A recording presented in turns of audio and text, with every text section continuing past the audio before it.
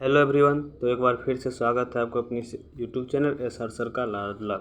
दोस्तों, पिछले के क्लास में हमने आलस कथा का पूरा देख लिया था हिंदी अर्थ सहित।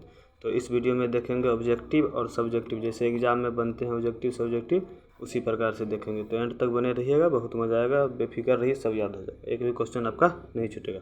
आइए शुरू करते हैं। पहला नंबर क्वेश्चन है कि आलस कथा पाठ के लेखक कौन है। तो इसका आंसर हो जाएगा कि आलस कथा पाठ के लेखक विद्यापति है।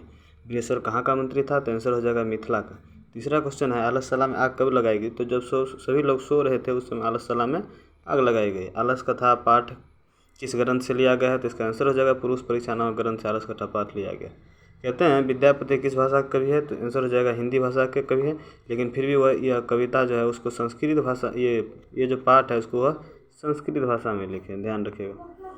हिंदी भाषा में रहते हुए भी वह संस्कृत भाषा में लिखते थे।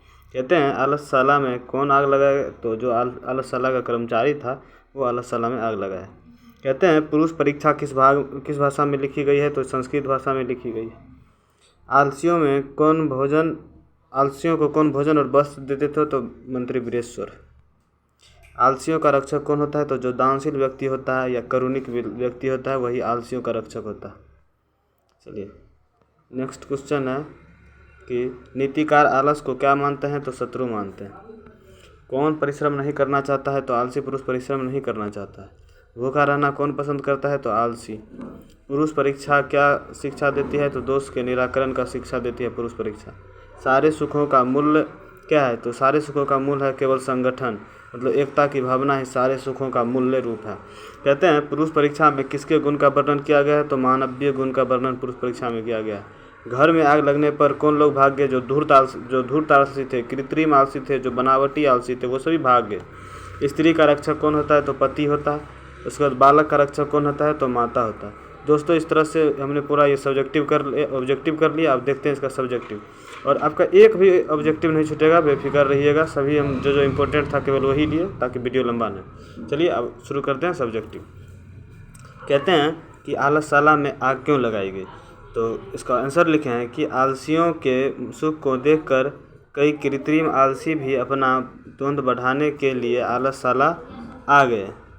तब कर्मचारी ने वास्तविक आलसियों के पहचान के लिए आलसशाला में क्या किया कि आग लगा दी।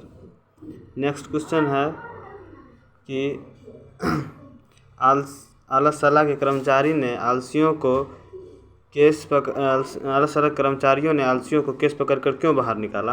आंसर है कि क्योंकि आग काफ़ी तेज़ी से बढ़ रहा था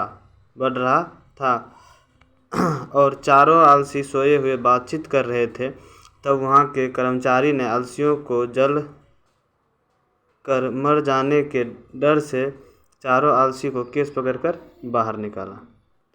तो नेक्स्ट क्वेश्चन है क्वेश्चन नंबर 3। कहते हैं कि आलसशाला में आग लगने पर क्या हुआ? तो आलसशाला में आग लगने पर सारे धूर्त आलसी बनावटी आलसी भाग गए, केवल 4 लोग सोए रहे, केवल 4 लोग ही सोए रहे।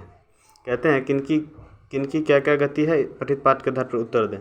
तो आलस कथा पाठ के अनुसार जिस तरह स्त्री की गति उसके पति से होता है और बालक की गति उसकी माता से होती है, ठीक उसी प्रकार किसी आलसी की गति दानशील व्यक्ति के द्वारा होता है। नेक्स्ट क्वेश्चन है कि नीतिकार जो है वो आलस को शत्रु क्यों मानते हैं?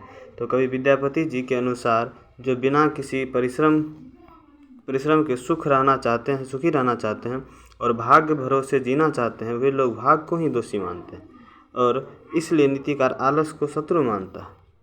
कहते हैं कि आलस कथा पाठ में किसका वर्णन किया गया है? इसका आंसर हो जाएगा कि आलस कथा पाठ में आलस्य को त्याग देने का शिक्षा दी गई है और मानवीय गुण पर प्रकाश डाला गया है। दोष से मुक्ति पाने की शिक्षा दी गई है। मानव शरीर का सबसे बड़ा शत्रु आलस है। कहते हैं चौथा क्वेश्चन कि चारों आलसी के वार्तालाप को अपने शब्द में वर्णन करें। तो लिखे हैं कि चारों आलसी सोए हुए निश्चय ही अपने आलसपना को सिद्ध कर रहे थे। पहला आलसी मुंह पर कम्बल ओढ़कर कह रहे थे कि अरे हल्ला कैसा। दूसरा बोला लगता है इस घर में आग लग गई।